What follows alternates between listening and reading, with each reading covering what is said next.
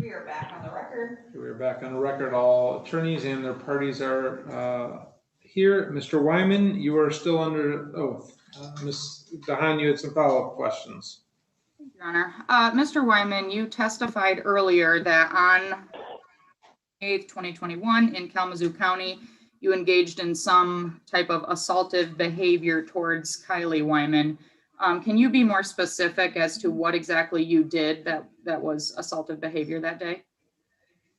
Well, there was an argument, confrontation, however you want to call it, as we were standing in the bathroom, and I had pushed her, and she had slipped and fell on the bathroom floor and hit her head on the tub.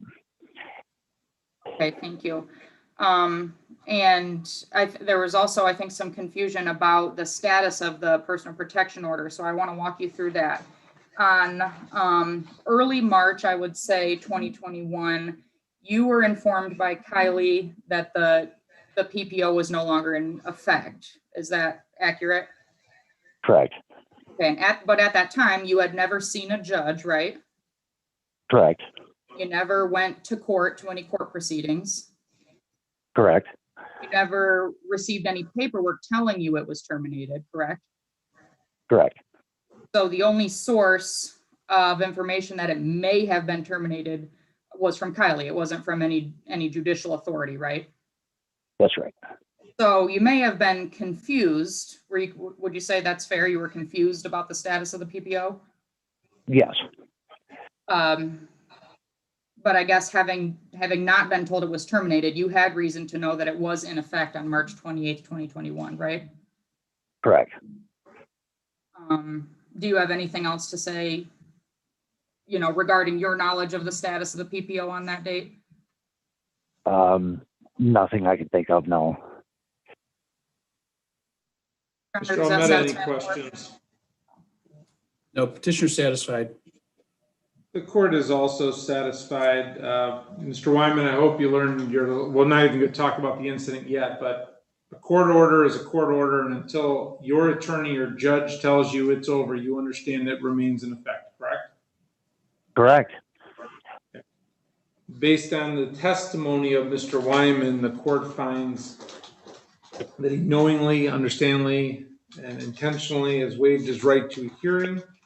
He has pled guilty to violation of having assaultive contact with Ms. Wyman while there was an active personal protection order. The court finds beyond a reasonable doubt that the respondent is guilty of criminal contempt by plea. Also, by clear and convincing evidence, he is found guilty of civil contempt. Mr. Almeda, arguments as to what to do now that Mr. Wyman has entered a plea. Yeah, I'm going to ask to call Kylie Wyman. Ms. Wyman, can you hear me? Yes. Could I have you raise your right hand? Do you solemnly swear or affirm to tell the truth, the whole truth, and nothing but the truth, so help you God? Yes, I do. Please state your full name, spelling your first and last name for the record. Kylie Brianna Page Wyman, KYLIEWYMAN. Ms. Wyman, I put you under oath, just you never know what's said at these hearings. You are not testifying per se. It's a chance for Mr. Almeda to ask you what you want to see happen to Mr. Wyman with regards to his violation of the personal protection order, okay? Okay. Okay, Mr. Almeda, you may inquire or you may just ask her what she wants to see done. First of all, Ms. Wyman, did you ever tell Douglas Wyman that the PPO had been terminated? No, I did not. He had requested me to drop the PPO several times, but I did not, in fact, drop the PPO, and I never told him that it was terminated. Okay. So with that out of the way, could you, I'm going to ask you to do it briefly and as concise as you can. Tell the court what you think should happen. And again, concisely say why you want it to happen, okay? I would like to see jail time because he has lied several times in court, stating that he has had employment when he has not. He has stated that he's followed things that he was supposed to follow regarding CPS and other things. He has not. Last year, there was 4 different times that he got arrested for domestic violence on me. He would assault me and then take off with my youngest child and hold my youngest child over my head until I would agree to drop the charges and he would let me see my child again. And so I would like to see jail time, definitely, because it's just been an ongoing manipulative domestic violence situation. And I feel that I have not gotten justice for the things that he has done to me. Okay. Anything else you want the court to know? And also the assault that he said happened, that is not how it happened. And both my children were present and saw it happen. He hit me, punched me in the head multiple times. The police took pictures of it. So that's definitely not how the situation on March 28th happened. And that's all I have to say. Okay. Thank you, Ms. Wyman. I don't have any other questions. I have my recommendations when appropriate, Your Honor. Okay, your recommendation, Mr. Almeda? Well, Your Honor, I agree with Ms. Wyman. I think Mr. Wyman has trouble telling the truth. I think he likes to play games. And unfortunately, I think Ms. Wyman has dealt with this for a long period of time. Even today, the manner of his answering and his behavior, I think, kind of feeds into that game playing and what Ms. Wyman has dealt with. I think jail would be appropriate as Ms. Wyman is asking for, but I think the more effective treatment in this case would be 93 days, which pursuant to MCR 3.708H5A, the penalties for a PPO violation, 93 days in jail and or $500 fine. I think 93 days jail subject to review is appropriate. That way, if Mr. Wyman does anything, any more contact by going to the house or email or Twitter or any other social media, he just goes to jail for 93 days. No questions asked.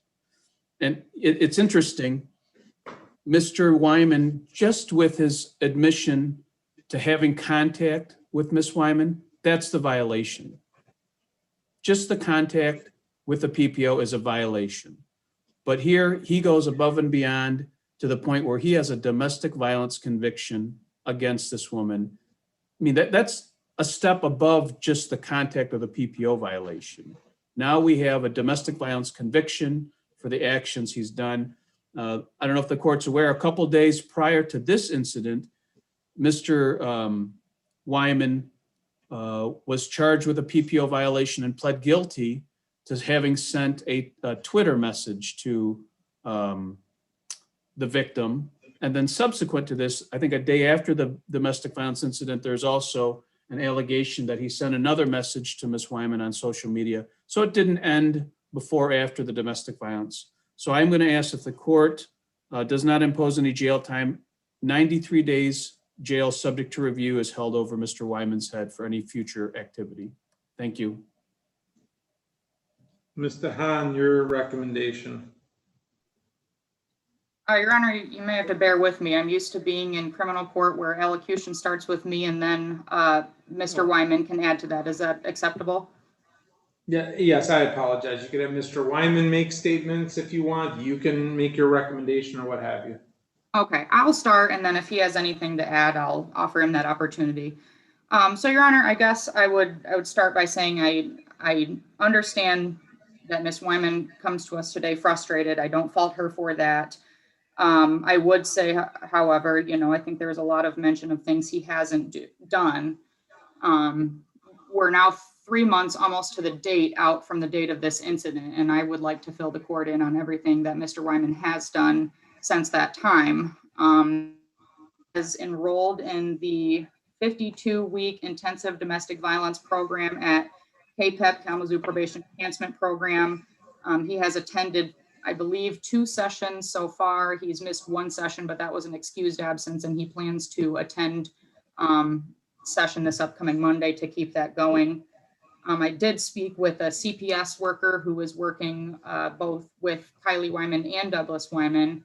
I actually received an email from that worker this morning in which he said Doug seems to be getting his life on a much better path, and I want to assist with crediting him for that however I can. The CPS worker had quite a bit of positive things to say to me over the phone this week about Douglas's progress as it relates to CPS. He's in 100% compliance with any testing. He calls when he needs to, he drops when he needs to, and his drops have been clean. I would report to the court that since being placed on probation by Judge Santoni, Mr. Wyman is reporting to his probation as ordered and following through with programming as ordered. He has recently secured new employment that he's been at for a few weeks now. He did send me timesheets for that employment, so I have been able to confirm that that is in fact true. Your Honor, this case, whatever it may be, it does arise in the context of a custody and divorce situation, and I know that emotions are often heightened in those types of proceedings. However, I would ask the court to we're coming out of it, but we're still in, to an extent, a pandemic, especially as it relates to the jail. I would ask that the court not impose any upfront jail. He is on a one-year probation, as I mentioned, out of district court, and there's 30 days held subject to review in that case. I would ask that the court, if the court is going to impose any jail, consider ordering 30 days subject to review rather than the full 93 days in this matter. I think that, if we want Mr. Wyman to change any of his behaviors for either a future partner or his children or what have you, the way to do that is to continue him in intensive programming and learning and reformation, rehabilitation, rather than, throwing him in a jail cell for 3 months only to have him come back out the same, if not worse. I think he's on a good path now. I'd ask that the court let him continue on that path. Mr. Wyman, is there anything that you would like to add regarding sentencing? Oh, he's on mute. Wyman, No, if you could ma'am. unmute yourself. No, ma'am, I don't have anything further to add. Okay. And Mr. Almeida, from the same event that he pled today, he had already received 4 days jail, and I think it was it 30 subject to review? My records indicate 26 days subject to review. Okay. All right. Well, we did not get off to a good start this morning. These are tough cases with COVID and the jail situation. We just can't lock anyone up at this time. I understand where Ms. Wyman's coming from. He has already done 4 days jail on this incident and has 26 subject to review. I will give him 93 days jail that'll be held in abeyance and subject to review. That means if we have another violation, it doesn't even have to be a conviction of a violation, I'll decide that Mr. Wyman may go to jail for the full 93 days. I may do less. We'll see, but what I didn't like, and I don't know, his first attempt at a plea, and honestly, this court has no position. I'm here all day. I'm not doing anything but this case. He started off with weird, dismissive answers of, I think his attorney asked a good question. Were you assaulted? Well, that's what was told. Look, pal, either did it or you didn't. Then if you didn't do it, we'll have a hearing. But then he comes back with, and I was just looking for contact in violation of PPO. It's his story under oath went from that's what's told to I pushed her and she hit her head on the bathtub. If that's what happened, that's what should have been said first, not games. I don't like games. I have the domestic case. I hope if you go forward with trial, you remember this. You wouldn't be getting a full 93 days if you didn't play all these silly games. There's a PPO, you don't have contact with her. I don't like bullies. You do this again, not only will you get the 93 days from this event, if there's another violation, you're subject to another 93 days.